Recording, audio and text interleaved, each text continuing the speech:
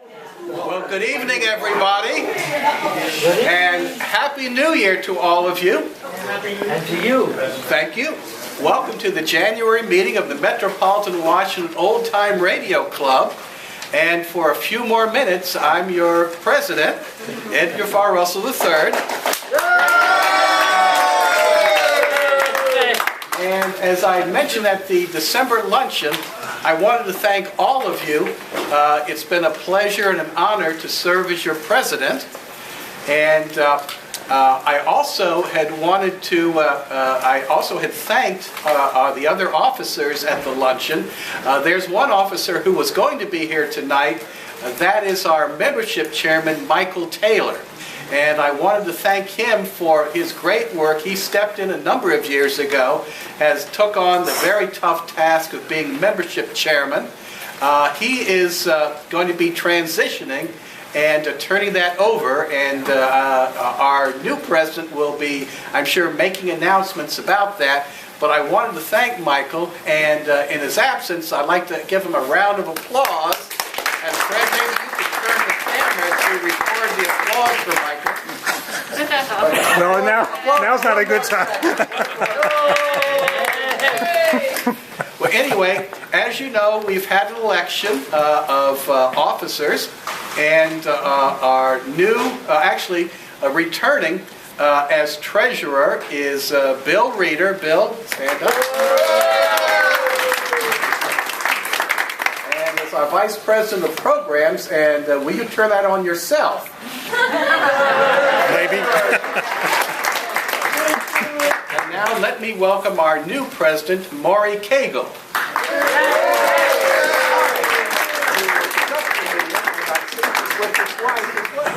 Mark, congratulations. I wish you a terrific administration and a great time. And let me present to you now the ceremonial key to the front door.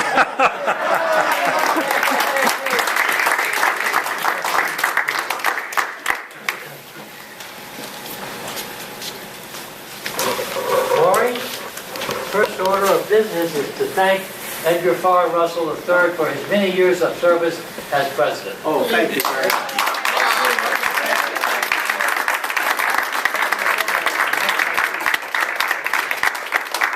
I was beginning to inhale a breath to say those very words. Sorry I did that. But since it's your hall, you can talk anytime you want to.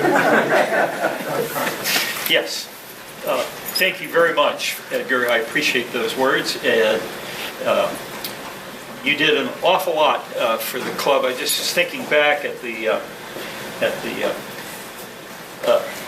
speakers you brought in, the plays that you have performed for us, the things that you have had recorded at some of the big conventions and played for us.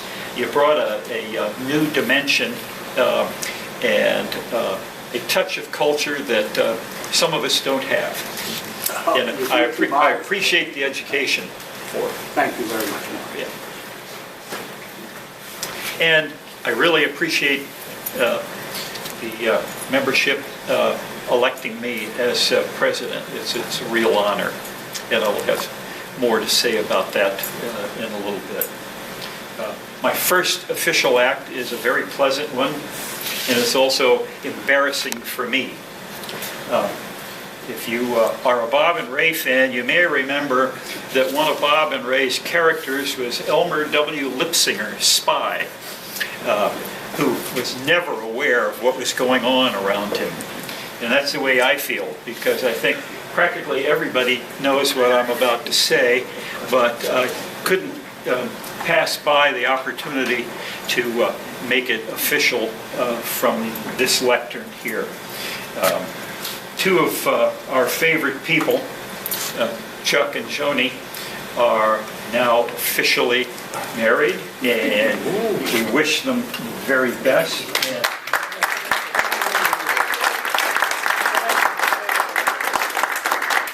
And the flowers over here are for you to take home. Thank you. Johnny, it's about time we made him an honest man. Now, I know we have 2 new members here. We may have more, but I know of 2, and I'd like to ask Jack if he would introduce them. Sitting next to me are 2 people that some of you would have met at the December luncheon when they showed up. This is Keith and Mary Crumble. Within 15 minutes of joining the club, Keith came in second in the quiz, so you know he's a pretty fast learner.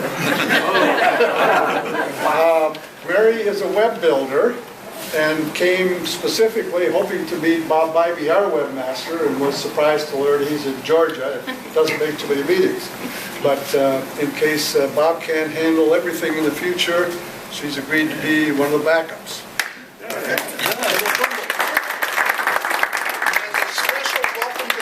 Prize, you get your choice of any 50 cassettes on the back table there. Help yourself. She is forbidding me to take any of them. Is anybody else here attending a meeting for the first time? Or for a long time, I think. For a long time. There's someone here who hasn't been here in a while. Rick. I thought his first official act as president was going to throw me out of the club. I think you're safe. All right, well, let's turn to some things that I wanted to get across. We're not having the introductory 15 minutes of old-time radio that is usually in this spot on our daily calendar, presented by Jack French. I think it's a fair question that now that you've elected me, what is it that I have in mind? So I'll share with you my goals for the coming year. I would like to foster a sense of openness and transparency. I'd like to increase communication throughout the club to all members so they all know what's going on. I'd like to work to stop the slide in our membership numbers. Want to establish a core structure for the club, written rules that everyone knows and expects leadership to follow, and increase member participation in club activities. Some ideas for accomplishing these goals.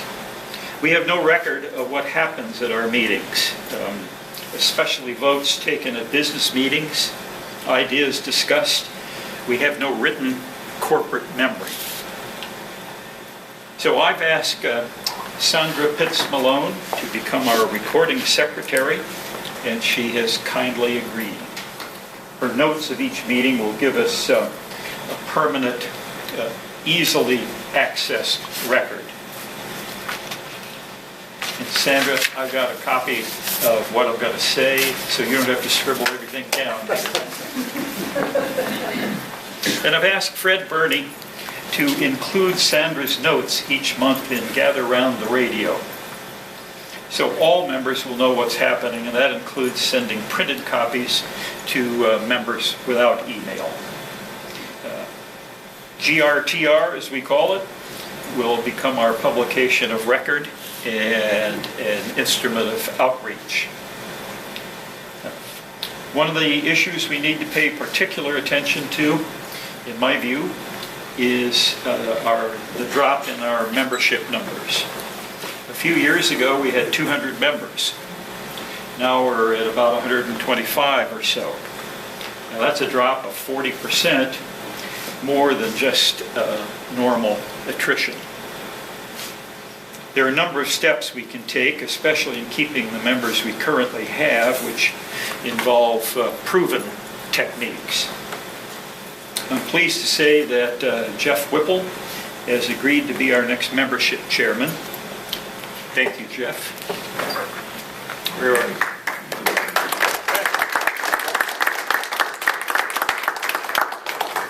And I look forward to working with him to reverse that drop in numbers. One of the things I think we need is a set of bylaws. Bylaws are important to define the duties of elected officers, handling of our funds, setting of dates and procedures for elections, the Coelty Award, our semi-annual luncheons, etc.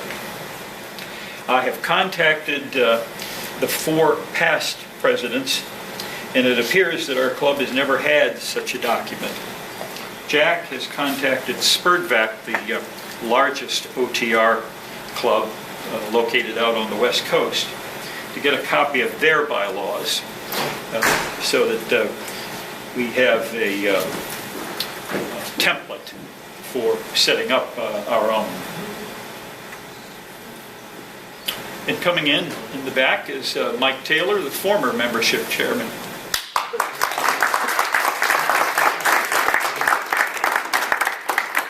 You weren't here to hear the nice things said about you.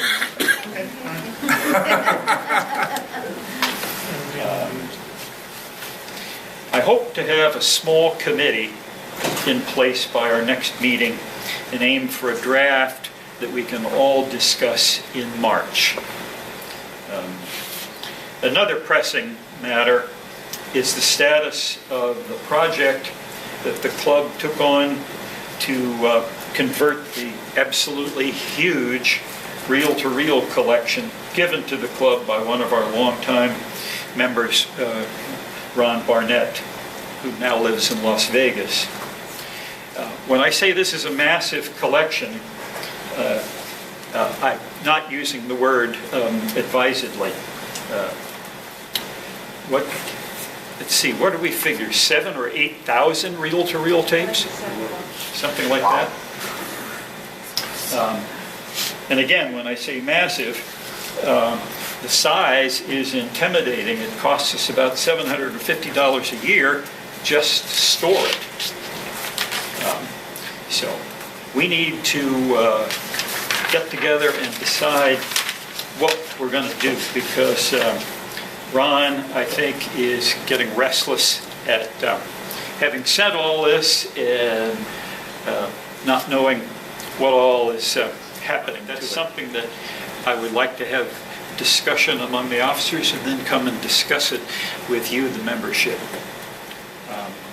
Because hiding in the background is another dubbing issue, and that is that Rebecca tells me that our cassette rentals have dropped off considerably, and because people are moving to the CD technology.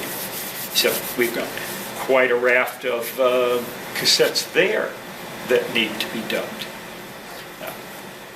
Dubbing cassettes is easier than finding the equipment to dub reel-to-reel, that's for sure. But that's another thing that we need to discuss.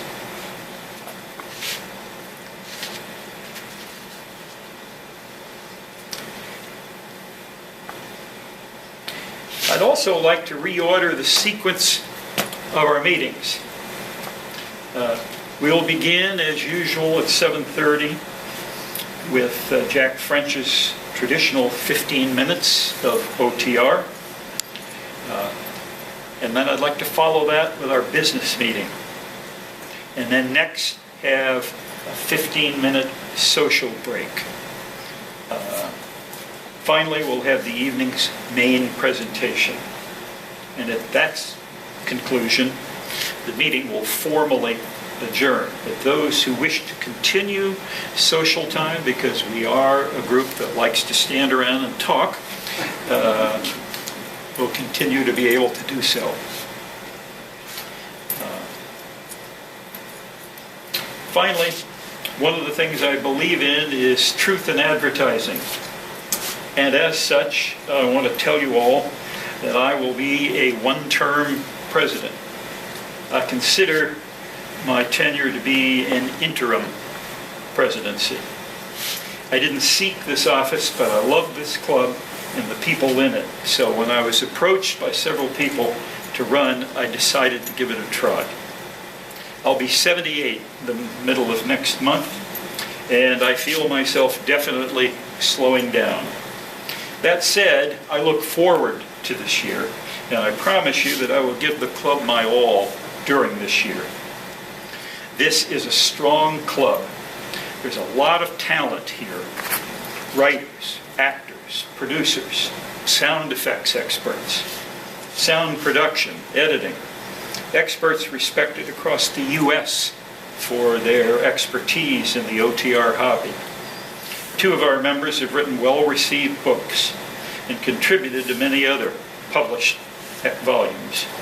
One has written and produced several radio plays that have been chosen to be performed in very prestigious settings.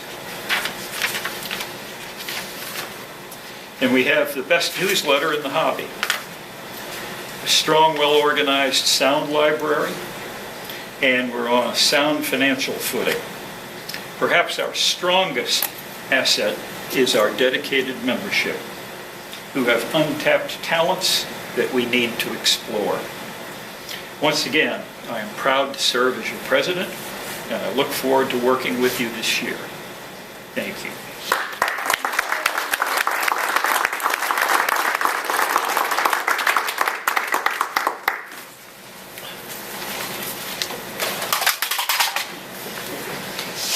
So I guess, according to the rules, I better look at them.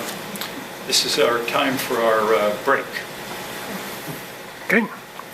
15 minutes. What I've got this evening is something a little different.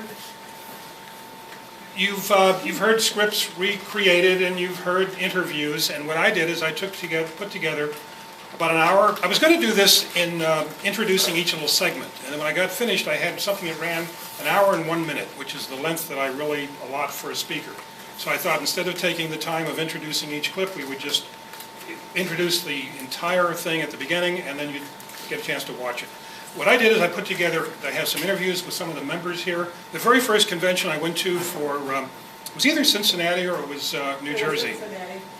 I know I did interviews there and I did them in New Jersey, so I don't know where they came from. But I interviewed some people in New Jersey, some in Cincinnati, but I've got some interviews.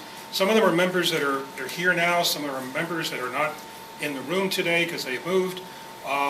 Others are just not members, but they're collectors. And then we've got interviews with some of the stars that came to the conventions. But I didn't just take a regular clip of a regular interview. I took the parts that they were kind of, maybe kidding around a little bit. So you're going to see some things you would never see on commercial television because they're a little R-rated. But we've got an adult group here, so I think that works. Oh, it's that kind of a fun R-rated. It's a little blooper. And then you'll see what happens when actors decide not to follow the script. And that's when it becomes very interesting. And it just, we had a couple of very professional performers that decided that, I don't know what kicked it off, but once it started, they just kept going with it to the dismay, or what do you want to call it, of the director, Anthony Tolan. I don't know if anybody knows Anthony. Jack does. Edgar does. And of course, Anthony is good. he wants, he likes things the way he wants them, and when things don't go that way, he was getting a little upset. And I understand that he didn't talk to anybody the next day. But anyway, you will see what happened when, like I say, when actors kind of decide that the script is better when they have their own lines. So anyway, the easiest thing is just to, it's there on the screen. We'll just get started. Yes? Could you maybe take the platform and move it? Platform away? Yes, I can move the platform. Okay. And the tripod. Yeah, I'm going to get rid of that in a second. This is heavier than it looks. All right. Has Jack come up and help? Got started around 1970 when I was able to get some tapes, actually records, LPs about with openings and closings, and used that in my entertainment because I'm a musician. What show had this theme song? A friend of mine gave me 4 tapes in 1970. Started my newsletter 3 months later, called Hello Again, which has been going for close to 30 years now. And did a lot of collecting the first 2 years, then slowed down a lot, and now concentrate on all of these logs that are right in front of me and books that I write and this convention. What made you start with the logs? Well, information. I'm always one that likes to keep track of information, and that's really what got me started. Wanted to let people know what shows were available, because nobody knew, and the technical aspect of the programs when it was on the air, and so on. What do you do as far as, where do you get your information on your loans? Oh, from many different people. Ray Stanich, who is no longer with us, did a lot of work compiling logs in the early days before computers. He never used one. And a lot from him, a lot from radio guides, newspapers, and many other people. How did this convention start? Convention started around 1970 also, but not with us. I was involved with a small convention in Connecticut, which lasted for about 5 years, and then the Friends of Old Time Radio started in 1976, and this is our 23rd year. Most of them right here in this hotel in York. Radio, almost from early childhood, when a little children's theater that I was a member of on Staten Island, New York, did some broadcasts on one of the independent New York radio stations, WHN, and I remember you went up to the top floor of the Low State Theater building, and then you had to climb another flight of stairs, and there was a station which I believe had one studio. And we did an updated version of a Christmas Carol, and I was Scrooge, and I was about 8, 9 years old, and it was fun. Then that's my real start in radio, and then there was a columnist for the New York Daily Mirror, Nick Kenny, who had a radio program on WMCA, Nick Kenny's Radio Kindergarten, and these children came in and did tap dancing and violins and singing, and I did little 2-minute sketches written by my mother and myself, in which I did all the voices, and I also did dog barks. And later, a friend of my mother's had a friend who produced a radio program on NBC Red Network. That was commercial. That was the kind of radio you do for money. Program called Tony and Gus. They needed a kid, and I was a kid called Buddy, who was an orphan and who cried a lot. I also got to play my ukulele on that one. Never since have I played my ukulele on radio.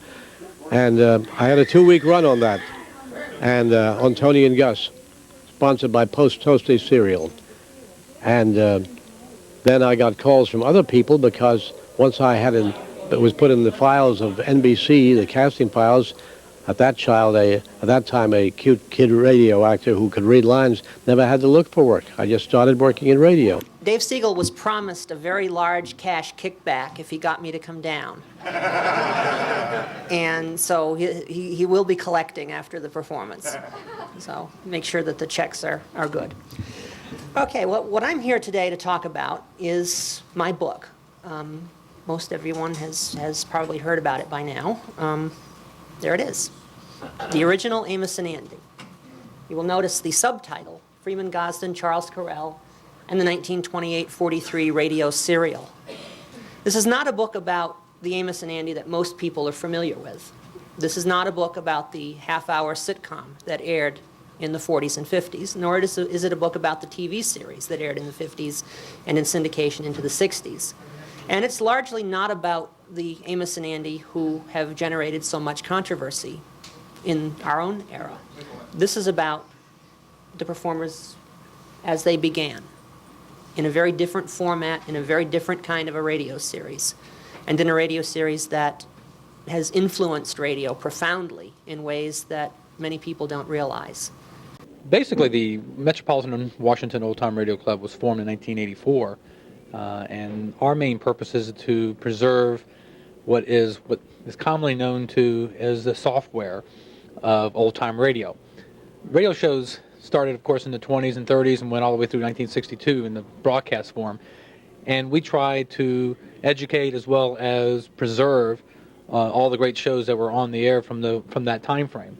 Again, the main purpose is not to sell or to distribute them, but to enhance the listenership and also to educate our members about that time. And my thinking is the club is passing old radio to the next generation. I think is our goal for the next 15 years. Now, to join is to We're looking at $15 as our yearly fee if you're outside the metropolitan area of Washington, which is the 30-mile radius. $20 if you're inside the Beltway. You will receive a bi-monthly newsletter edited by Jack French, who won the Rockford Award here in 1994. You also have capability of renting old-time radio shows from our cassette library, and we're in the process of adding up to 150 shows every 2 months. The next item is the printed materials library, books on the old radio shows as well as the stars themselves. Those are invaluable pieces of information to not only understand the meaning behind the shows, but also to get a deeper understanding of what radio was and how it had a huge impact, especially in the 1940s. And that's basically our club in a nutshell. Okay.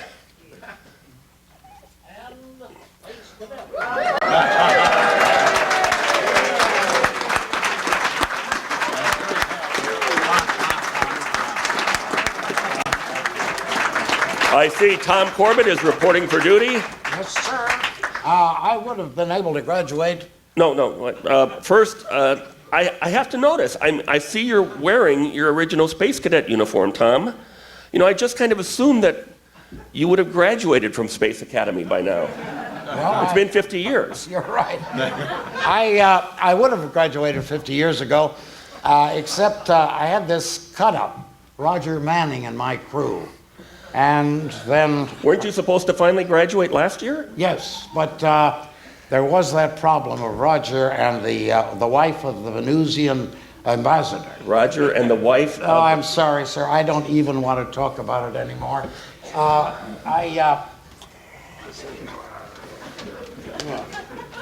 right.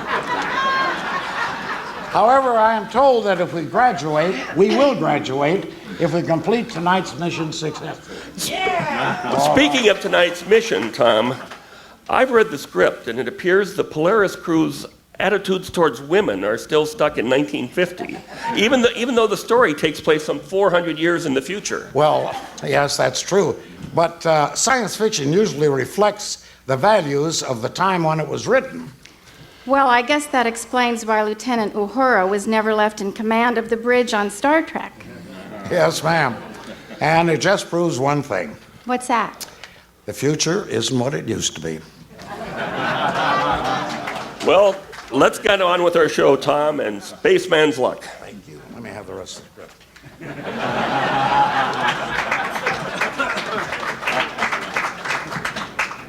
Well, it started back in, I guess it was about 1935, 1936. I was in grade school, and a teacher heard me sing at assembly, as we used to call it.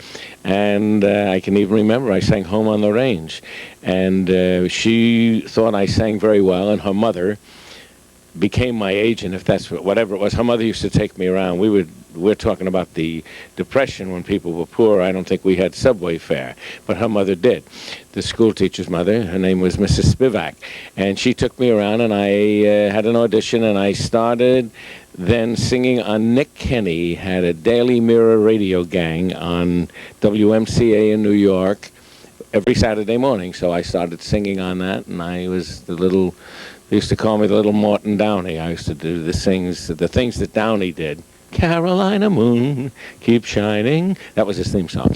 Then I went from there over to NBC. That was before the network split. And I was singing on Coast to Coast on a Bus. That was produced, written, directed by Madge Tucker and Milton Cross. The great announcer was the kind of the MC. And on there, we used to have some lines, so I got to talk a little. And she also had a show called Our Barn, which was stories, fairy tale stories, that was on Saturday morning. Coast to Coast on the Bus was Sunday mornings. So I started saying lines, and then I became an actor. I mean, just from doing that. And from there, I think the first soap opera I did was When a Girl Marries. The director was Ken McGregor, who later on, in the late 40s and into the 50s, was my director when I was doing Archie Andrews. So, excuse me, but through those years, I did all the soaps in New York, Pretty Kitty Kelly, Hilltop House, Nora Drake, Life Can Be Beautiful. And that was it. So I did radio. Oh, and Aldrich Family when that came on, and Cavalcade of America, all the radio shows. Then live television, I started doing that. But because my favorite is radio, and that's the truth. I think the best actors I've ever worked with were on radio, because you always think of one thing, folks. You had to be an actor on radio. Nobody saw that you were handsome. Nobody saw that you were 6'5" and looked like you could kill somebody or beat somebody up. You had to do it with your voice. And the sad thing for young people today, to me, is they don't get to use their imagination. Now here are Bob Hastings and Rosemary Rice as John and Blanche Hickerson in The Wedding Gift. No, it's the anniversary card. What? Isn't it? We may have different It has two titles, and after it's all over, we'll take a vote. I may have the wrong script. No, at the top it says The Wedding Gift. The Wedding Down Gift. here it says The Anniversary Card. Yeah. Oh, no. Oh. How do you like it so far, folks? I mean, you really with it? Did you print these up? I didn't. I'm for the Boston Red Sox. Oh, me too. Okay. All right, here we go. We are? The announcer has to come in. He's gone.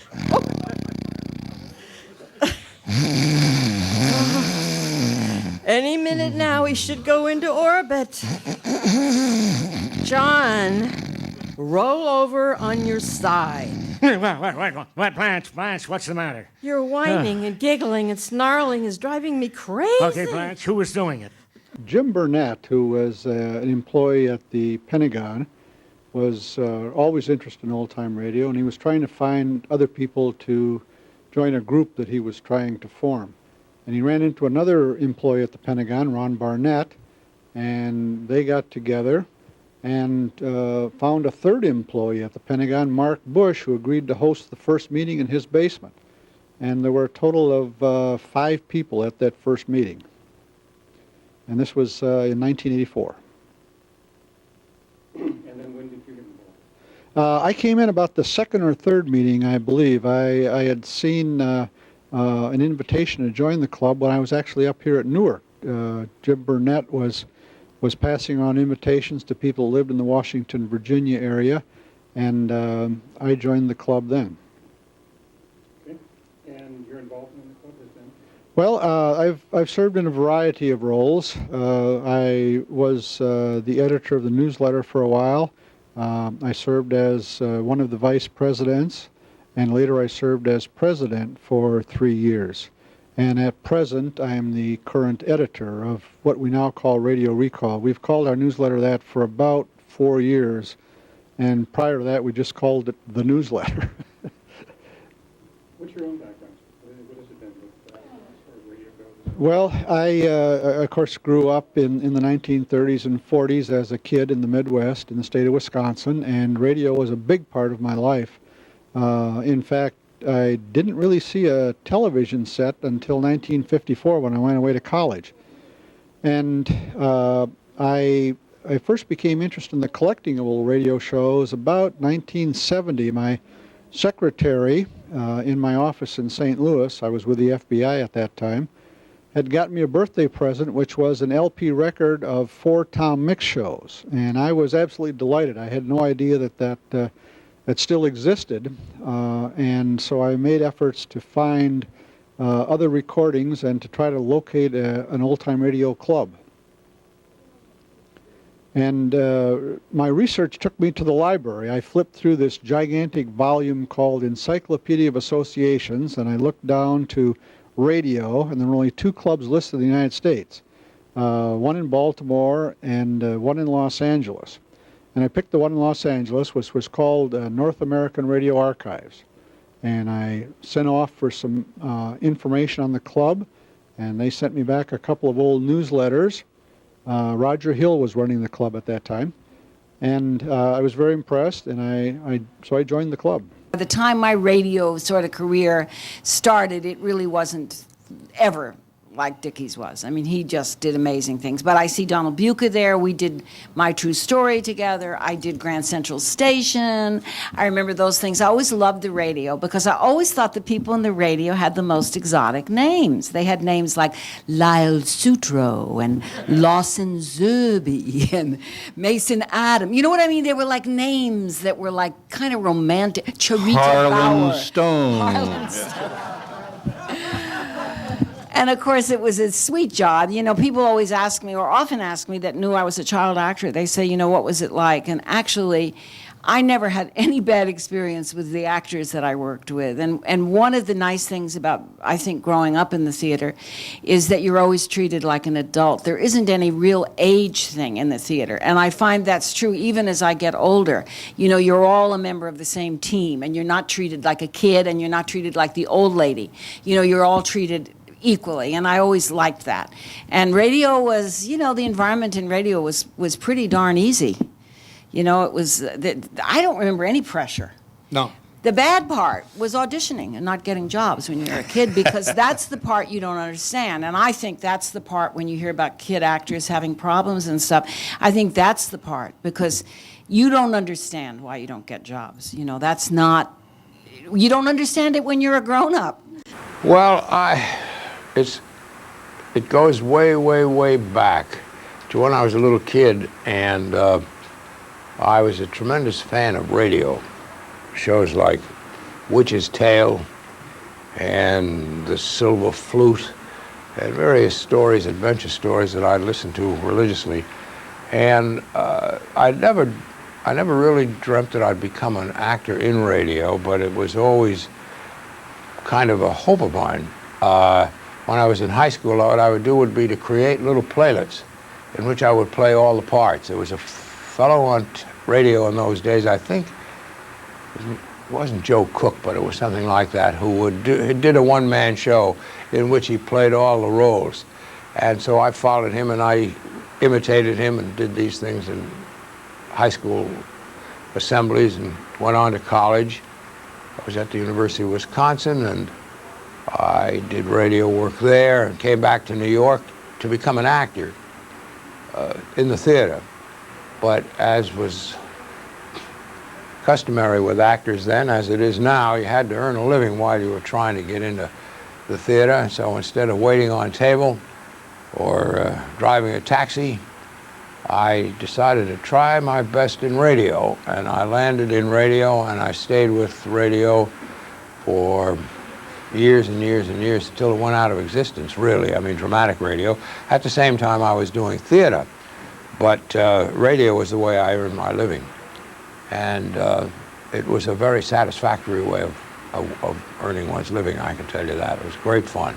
You even have it with me. You said we're doing script number 2, which is what we're going to do later today. No, we're doing the last show, which we didn't rehearse. Wait. Let's get straight. This is mark number 2.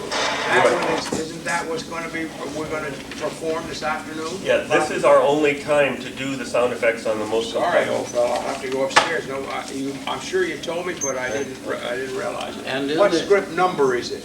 It's L851. 851. It's the 5th one. Can I just give you another one? Would that? Sure.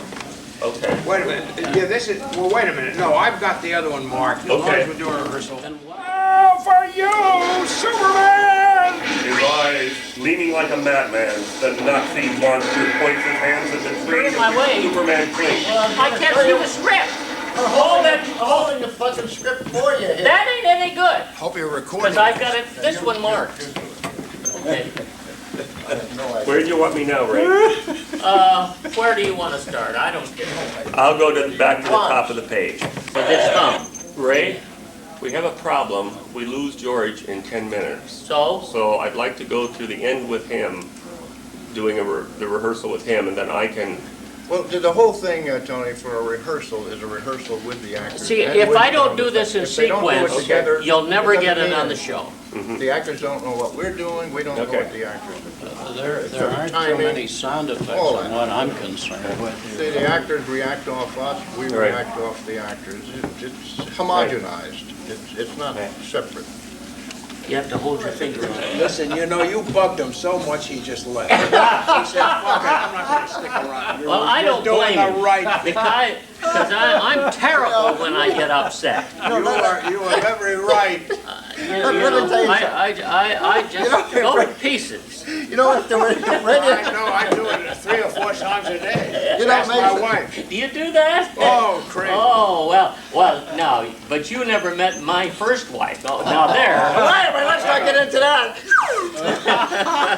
You know, if radio was like this, it wouldn't have been such a thing as a golden age. Oh, God. Jesus Christ, did you ever I was going to write a book called The Tarnished Age of Radio. Oh, my God. Oh, yeah. Is this the worst? That's funny. I'll drop you. Well, who does that? You or me? I do it. Superman does that. Superman loses consciousness, and he drops you, and you're still screaming, die, die, and then you realize. Well, now, wait a minute. Wait. Is there something cut here? Is that AGH mine, that ah? Yes, that's mine. So what I was doing was taking that as the cue for his releasing me and my screaming. But now, what you would rather have is, he says, my strength is almost gone, I'll drop you, die, and then into the scream of terror. That's what I'll do. Okay. Then that's your whatever the hell it is, and I'll... And you come in over it, right? I'll say, die, oh, Line 13, eyes closed. I really appreciate it. Stay away, dear boy. Talk to me from a distance. Why? I started my interest in old-time radio around 1980, 1981. I grew up in the San Francisco Bay Area, and a local radio station, KSFO, used to play the old radio shows and also the CBS Mystery Theater every night of the week for 3 hours every night. So I was exposed to the whole range of old-time radio programming, the comedy, drama, music, quiz shows, and I just became hooked. And from that point on, I started to find dealers that sold tapes and scoured used bookstores for books relating to radio history. And so it became a very important part of my life growing up in the 80s. And over the years, have belonged to several clubs. I belonged to Spurdvac in the late 1980s and actually attended several of their conventions when I was a student at the University of California at that time. I also I'm currently a member of the Metropolitan Washington Old Time Radio Club, which I've been an active member since May of 1993. And it's a great organization. I'm currently, for the last 3 years, have served as the program chairman, and whereby my responsibilities are to plan and schedule the entertainment for our monthly meetings, scheduling the special guests that we frequently have, or preparing the scripts for the plays that we frequently perform. And it's a lot of hard work, but it's a labor of love, as most of this hobby is. And the hobby and the club and the members of the club are a very important part of my life, and I couldn't think of it happening otherwise. Good evening. If everyone could be seated for our Superman recreation. One more time. Thank God. What are you thanking him for? Ray, I'm the one you should thank for giving you such a showcase for your talents. I think that's a After compliment. this show, we'll find out just how much talent he has. I can just hope I have another hour of talent, because it's gradually going into the sunset, like Gene Autry's horse. Well, I have lots of talent. Well, then come up here and push the buttons. But they don't always work when you push them.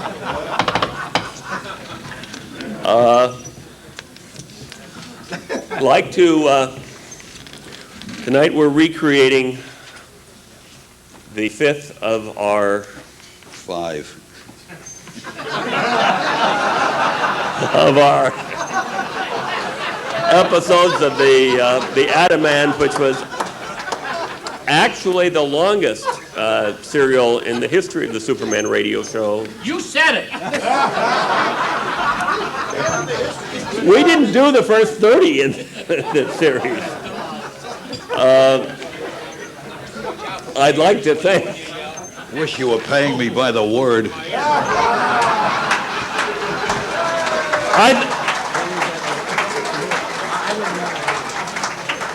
I thought you just wished we were paying you. With what?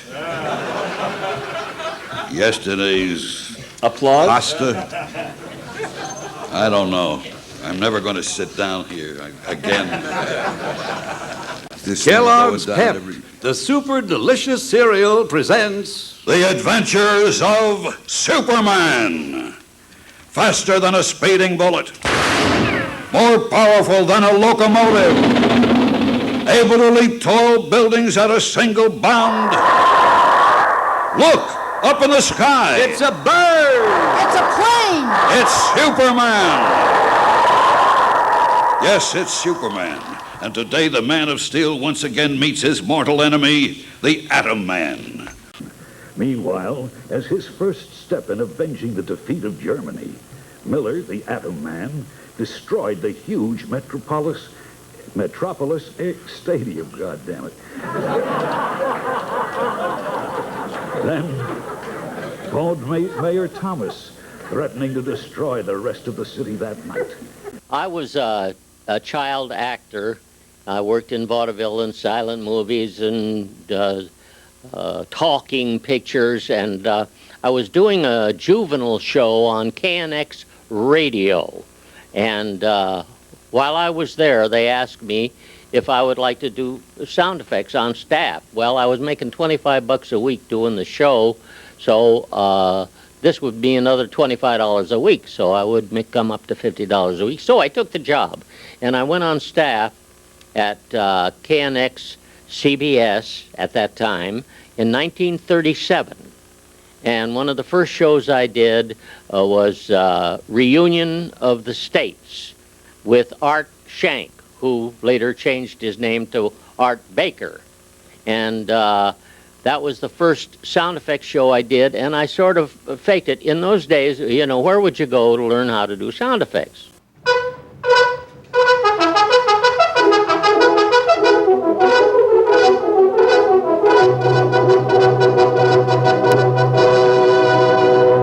Hi-yo, Silver! A fiery horse with the speed of light, a cloud of dust, and a hearty Hi-yo, Silver, the Lone Ranger.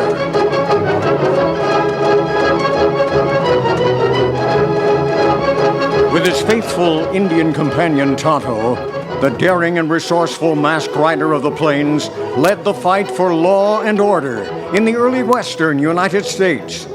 Nowhere in the pages of history can one find a greater champion of justice.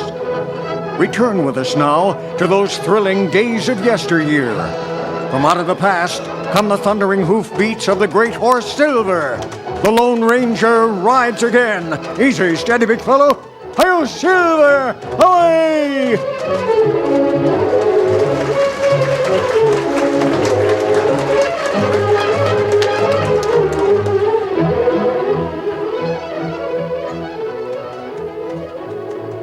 Burley Scott rode the trail toward Pecos with his companion, Luke Baker.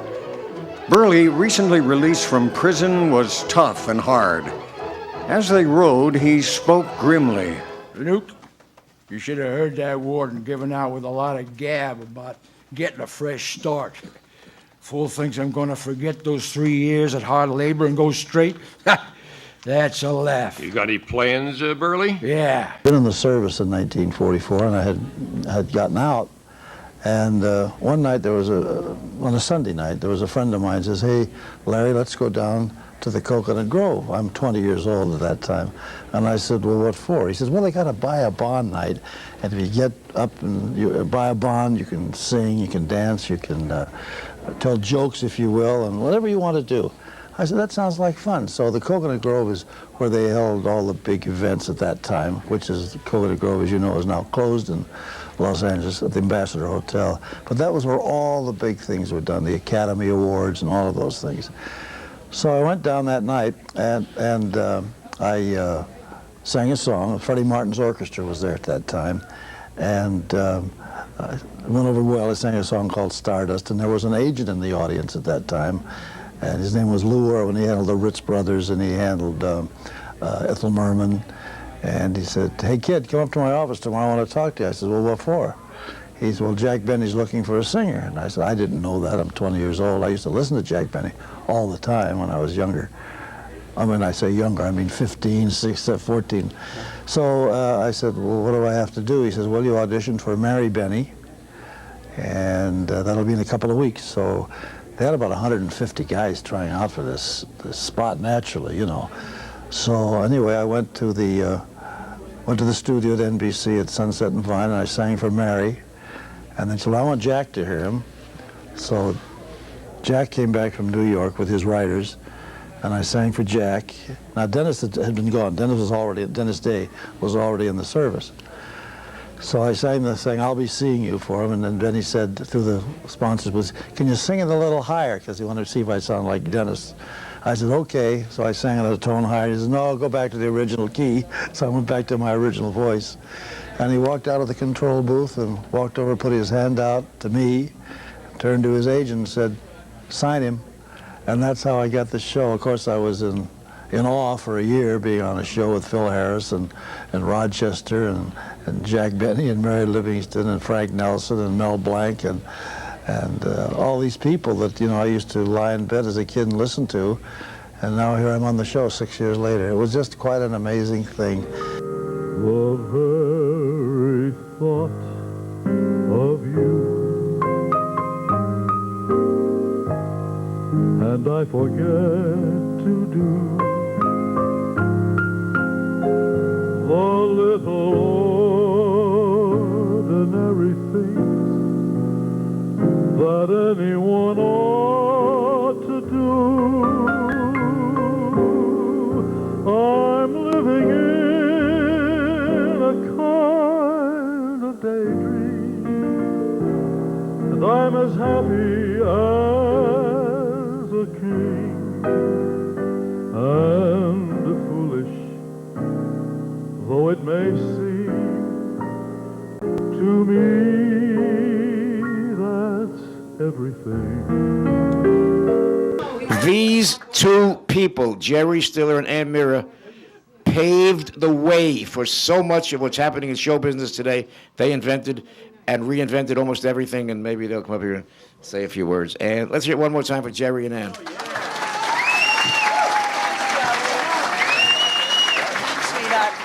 where do you want us to sit? Here? Yeah.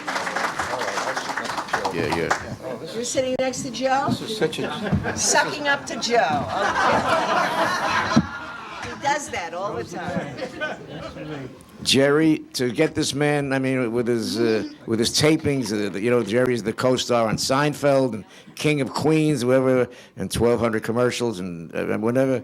To get this man to sit here for a few minutes is, I mean, it's beyond belief. Jerry, anything going through your mind at this moment? Anything? Well, anything. why am I here?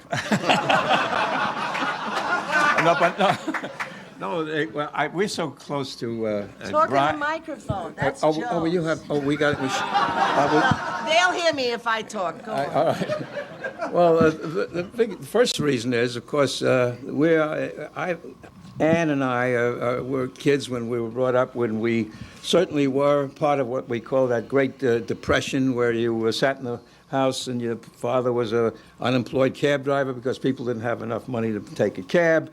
So you heard the radio and you went to the movies and you saw vaudeville shows. And biggest influence, I guess, to jump to it was that Eddie Cantor was our favorite. He was the guy who came into our house on Sunday nights. "I love to spend each Sunday with you." Okay, come on, knock it off. And when Eddie Cantor was finished with his hour show, You see how he gets here? He turns into very rabbinical. He gets like, "I've been up on the mountain and I have the truth to give you," right? well, matzahs will be distributed in March, and But Eddie Cantor was rabbinical in his own way. He kind of changed the mood of the country. Not to mention the fact that if you happen to be living on the Lower East Side or in Brooklyn and Williamsburg, all those places where we moved to just to get away from the rent, and we all are familiar with that story. What do you mean we moved? I wasn't with you then. I mean, we're old, but we're not that old. We haven't been... You're old, but let me tell you. She just did her hair yesterday with... I got my roots done. And she looks the same as I met her when I met her 4 years ago. But anyway, Ann. No, my hair was brunette when you met me. Yeah, well... Now it's white, but now it's dyed, I so it's cool. I never know the color of my wife's hair. Nor should you, because you've been dyeing your hair as long as I have. And he needs a touch-up. What do we do, Joe? Do we ask people to ask us questions? We have a clip. Huh? We have a clip. I don't want to look at us. Yeah. I don't want to see that. You want to see a clip of them? No. I want to hear what we... Holy Christ. All right. Here they are, you're going to have to tell me what year. The time capsule. all right. That's a long time ago. All right, here we go. The great team of Jerry Stiller and Ann Marriott. Thank you. High school reunions can be very interesting. I mean, you never know who you'll meet. Jerry and I would like to bring you all to a high school reunion. Gee, Norma, this has been some party. So long, I've been Stanley. talking It was to really people I wonderful. haven't seen in- I was just talking.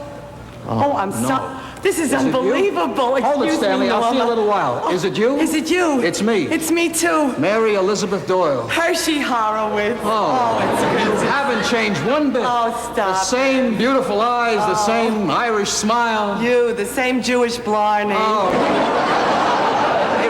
Thank you, Brian. Thank you, Brian. You're welcome. You got to give us a little recall. What goes through your mind watching that particular video clip, Ann? I get nauseous. And, long hair? What about long hair? Well, who asked me about long hair? She did. I had long hair. I saw it. What am I, blind? I saw it.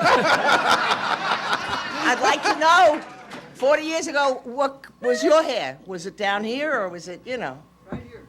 Always short? Always. It's snappy. I like it. It's dyed. Well, you're looking very good, and thanks for the question. If you said a word on the Broadway stage, you got $40 a week, $45 a week. Well, when the average worker was making $18 to $25 a week, the average white-collar worker, $45 a week was a fortune. And but praise, even though there were many plays on Broadway at the same time during the Depression, not like today when there's only 8 or 10 or 12, there were 55 plays always running on Broadway during the Depression. And so if you fell on your nose in one play, you could always get 2 or 3 chances during that year. And to go and make $45 a week was pretty good. But when the play closed, you had to root around again to make another living because I was the only one in the family working. And someone told me about radio, and the only way you could break into radio as a child anyway was to audition for Nyla Mack. And Nyla Mack had a program called Let's Pretend. And she was the producer, director, and a lot of the writing, and she was a big woman and a very nice woman, but when you're a little boy and she's 18 feet tall, it's very scary. And my audition to get into radio was to be able to do Let's Pretend, and to be able to do it, you had to audition for her. So I had an appointment with her, and I finally went into her studio. She had a little studio, and the little booth, a little glass booth up above this little soundstage studio with one microphone in it. And she gave me a script which was about 4 pages long, and it was about very similar to what we did last night on Dragnet. It's a little boy walking along the streets in New York City. Did people here see Jimmy do that? Wasn't that great? Oh, come on. It broke me up, too. It was beautifully written speeches. Anyway, it's a little boy walking along the streets, a summer day in New York City, and he's happy, and he's walking with his dog, and everything is bright and beautiful and wonderful, and he's talking to his dog, and they get to a corner, and the dog scoots across the street, and you hear the horns and the crash and the scream of brakes and everything else, and the dog has run over, and he's dead. And the boy picks up this dead dog, and he's got a page and a half of going out of his mind. He's got the dead dog in his hand. And how I got through the thing, I'll never know. But anyway, Miss Nyla Mack said okay, and I started to work in radio. Good morning, everyone. My name is Charlie Summers, and welcome to the final panel of this year's Friends of Old Time Radio Convention.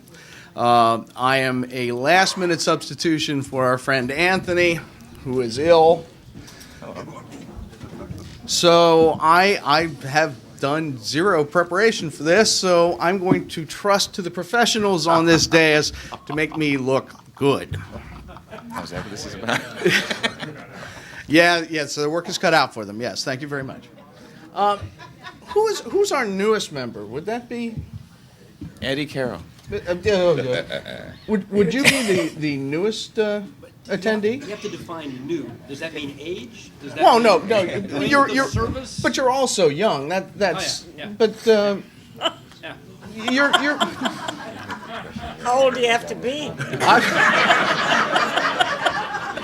You said you wanted to help, so I'm trying to help by not talking. Yes, I see that, and I appreciate that so much. Go ahead. No. Can you briefly describe your baptism into this profession? I'm Jewish.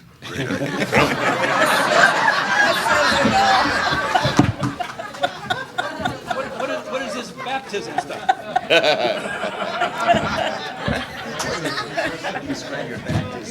Can't hear you. Is your mic on? I hope not. God, Peg, I hope not.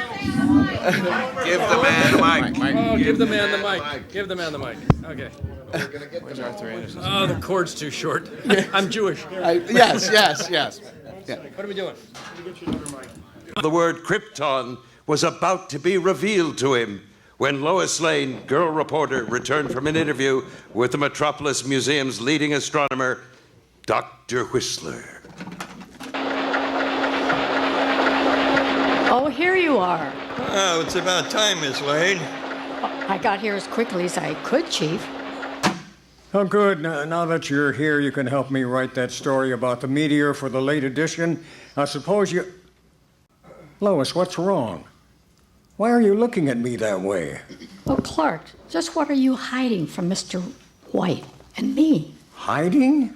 Well, that's what I said. What are you hiding from us? Why, nothing that I know of. Oh, that's not true, Clark. Oh, well, wait a minute, Lois. Take it easy. Yes, please take it easy, Lois. It seems to me that you're... I'm not interested in how things seem to you. I've got some questions to ask you, and I want some straight answers. Okay. And Noel Neal, when and where did you make your broadcasting debut?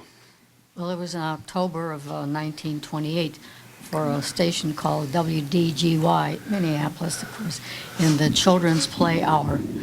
And then went on and eventually did a play called The Punishment of Mary Louise. I was probably 2 or 3 by then. I don't know. But so Noel Neal made her microphone debut in October of 1928, which predates George Ansbrough's radio appearance.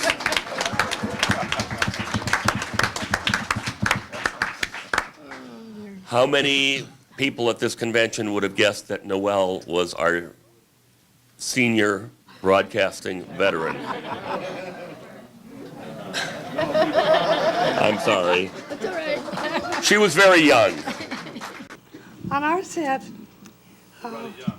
Loretta Young Come to the stable. had a pot. And anytime anybody used a cuss word, anything, darn even, he had to put money in the cuss pot. So, I can't say that here. Go Anyway, ahead, Celeste. well, so, Malik, you already said it. so anyway, Go ahead. Say it. no, that's not it. Our Merman came over to the set and said, "What is this shit I've heard about a cuss pot?" And she said, well, the idea being that if you ever say a bad word, you put money in the cuss pot. And so Ethel took a $20 bill and said, "Why don't you go buck yourself?"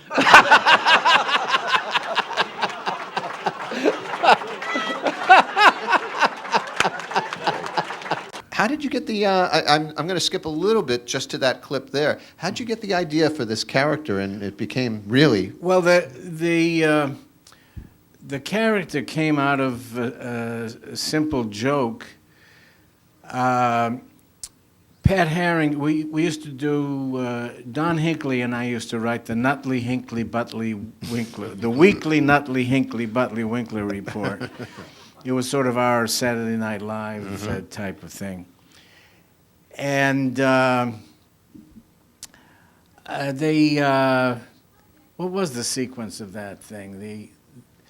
I'm trying to think of it was oh yeah, Santa Claus says ho ho ho, and I thought just out of thin air that if he were Latino, that ho ho ho would be spelled with a jota, with a J, J-O, J-O, J-O. So I named this character who we would be interviewing as an instructor in a school for Santa Clauses, Jose Jimenez, simply because if you saw that, it would remind you that a J sounds like an H. Oh. And the rest is history. So you did one sketch? You worked on one sketch? Well, it got, in those days, this was live, and it was like a B-movie. The telephones, the lines lit up. Who is this guy? Where did you find him? They were used to Steve Allen finding what we call left fielders. You saw all these strange people, and they thought this guy was somebody who was delivering a sandwich or something, and we put him on the show. So how early, that clip was from May that of was 60. November 1959. Oh, so you'd already been doing it for about half a year. When, that was the birth of Jose Jimenez was November 1959. Right. In not that bit. No, but that clip comes 6 months later. Yeah. So basically you'd already been doing it. It was really amazing how fast, because how many shows did we have in those days, So everybody saw the Sullivan Show, everybody saw the Steve Allen Show, everybody needed a drink every once in a while. Ladies and gentlemen, give a big greeting to Soupy Sales.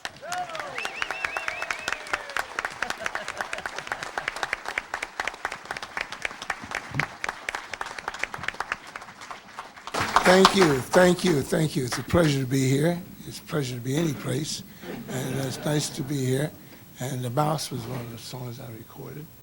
Everybody should do it with you, I think. Yeah, I think so. Everybody. Don't push your luck. Everybody.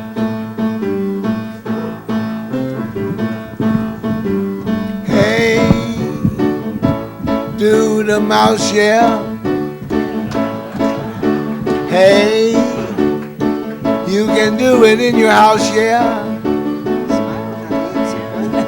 On the rug or on the wall. If you folks get bugged, do it in the hall. Hey, do the mouse, yeah. Let's do the mouse. Come on and do the mouse. Hey, do the mouse, yeah. Hey, you can do it in your house, yeah. Don't be afraid that you can't do it. There is really nothing to it. Shake with your hands, ring from your ears. Make like a mouse, push your teeth out and sneer. Hey, do the mouse, yeah. Hey, you can do it in your house, yeah. Hey, do the mouse. Do the mouse with me. Hey, do the mouse. Look out, there's a cat coming. Hey, do the mouse, yeah. Hey,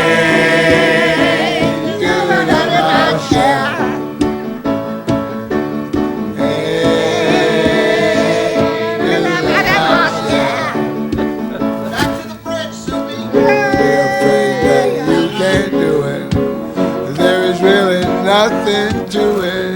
Shake with your hands, rip from your ears. Make like a mouse pushing teeth on the stairs. Hey, do the mouse shot. Hey, do the mouse shot. Hey.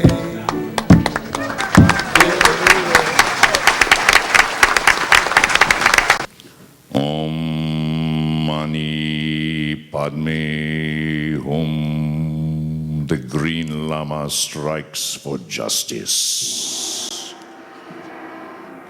Time now for another exciting adventure taken directly from the files of Jethro Dumont. Jethro Dumont, the wealthy young American who, after 10 years in Tibet, returned as the Green Lama to carry on a single-handed fight against injustice and crime.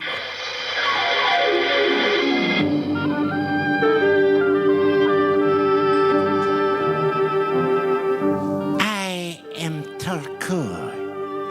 When Jethro Dumont returned to America from my country, Tibet, it was with a single thought of giving help wherever it was needed, and of using his wisdom and his great powers of concentration to fight all things which are evil. Why is it, Exalted One, that Americans like to bathe with the same soap used by great ones? It is important that they do bathe. That's the important thing. Now, what is that letter, Tulku? Shouldn't your uncle's train be along soon, Susan? Yes, any minute. I think that must be it. Oh, that's it now. Sounds like a train to me. Yeah. Well, I think it's going over the bridge. Sure. And it's your uncle's train, Miss Susan. I'd know the click of its wheels anywhere. I just don't get this, Mr. Dumont. You say this train was coming right towards you when it vanished. Ah, it is. I was looking down at the grating here. I think that was my gum. We'll do that again. No, it's all right. I just don't get this, Mr. Dumont. You say this train was coming right towards you when it vanished? It is written that great events can be understood only by great minds. Old Tibetan proverb, Sergeant. Yeah. Well, there's another old American proverb that says, I'm going to whittle you down so you'll fit in the hole of a lifesaver. And if you open your trap again, stop, both of you, please. This no time for bickering. Yeah, all right. Something I said. All right, Mr. Dumont. Look, how come you didn't see what happened to that train since it was coming right Well, at you? that's because we couldn't actually see the train, Sergeant. We could see the lights and we could hear it quite plainly, and then suddenly it was gone. Oh, you think there's some connection between the train and somebody trying to kill Miss Carter? I definitely do. All right. But not quite sure yet what the connection is. The first thing we have to do is find out what happened to the subway train. Oh, boy, we better. Nobody's going to believe the report I'm going to have to write on this case. Sergeant, this has been very trying on Miss Carter. First the attempt on her life and then her uncle disappearing. I don't think she can tell you much more, so why not let her go home? Oh, okay. If you say so, Mr. Dumont. If you say so. Fine. Tulku, Yes, Sir Lama. take Susan home, get the car, drive her home. But I don't want to go home, Mr. Dumont. I want to find my uncle. We'll find your Uncle, Susan. You go home and rest. All right, Mr. Dumont. But you'll let me know if anything happens? I will, Susan. Run along now. Tulku, yasan tahim pamakabatsi. Zippity doo dah.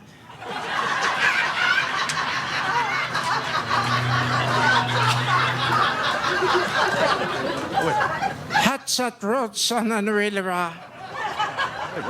And the suet, Exalted One. Wait a minute. What were you telling him? I told him to watch over the girl. Oh. What he told me is, well, another story. Another episode.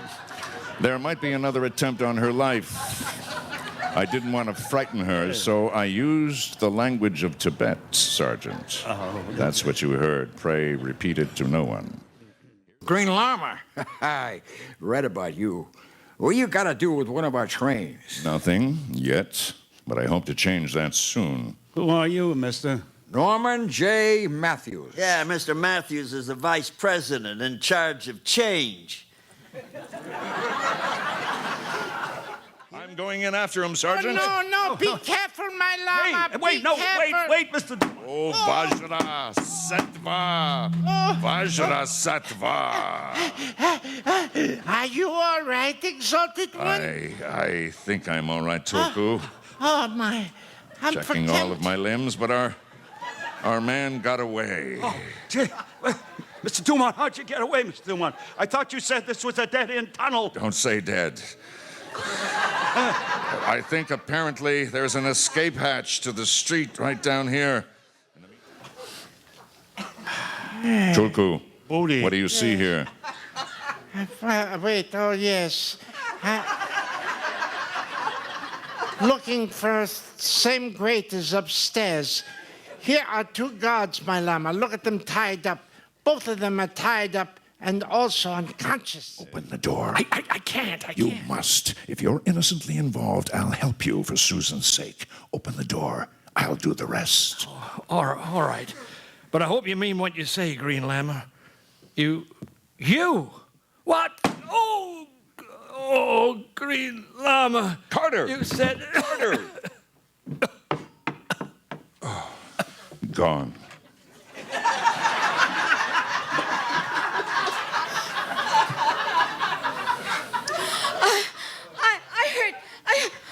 Susan, let me hold you. Uncle George! Susan, What? let me hold you. Oh, calm down. I can't. I'm sorry. I'm afraid your uncle is dead. Listen to this, Tulku. Hong Kong, China. It was rumored in the international quarter of Hong Kong tonight that a beautiful Eurasian woman was offering a pair of chopsticks for sale for... Tulku, are you listening? I'm waiting for title to come. $1 million, Tulku. Oh. This is a sale that interests me. I think we'll file this clipping under the heading of the $1 Million Chopsticks. Very clever.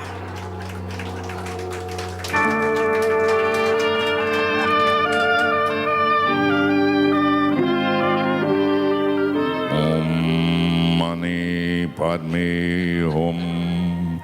The Green Llama strikes for justice. Oh, I like that. The Green Llama, starring Michael C. Gwynn with Chuck McCann as Tulku, was produced and directed by Anthony Tolan. Tonight's story was by Richard Foster and William Frug. Sergeant Whalen was played by Richard Hurd. Featured in the cast were Christina Britton as Leslie Leeds, Tommy Cook as Harry Betts,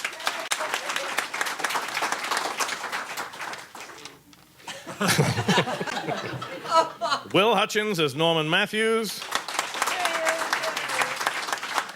Larry Conroy as George Carter, Corrine Orr as the girl with no name, and Mike Flaherty was played by your announcer, Simon Jones. The special music was by Richard Orant. Sound effects were by Bart Curtis and Penny Swanberg. With sound engineering by Bill Sudmak. Next week, in the case of the death-hungry bull. And later, Dashiell Hammett's one and only Sam Spade will wisecrack his two-fisted way through another puzzling matter of mayhem and murder. Call the Police is heard in the Amos and Andy time, while those two stars are on summer vacation.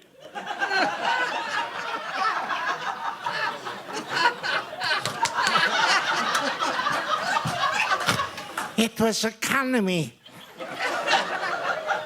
And is brought to you, along with Sam Spade, by most of the same CBS stations. This is Simon Jones speaking.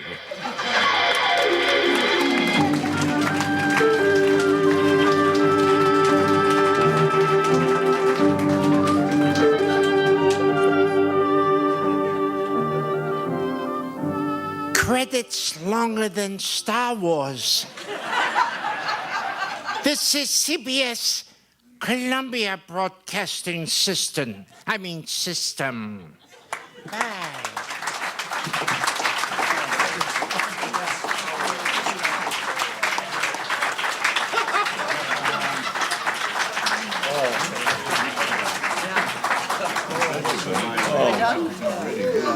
Are you going to shoot us now or what?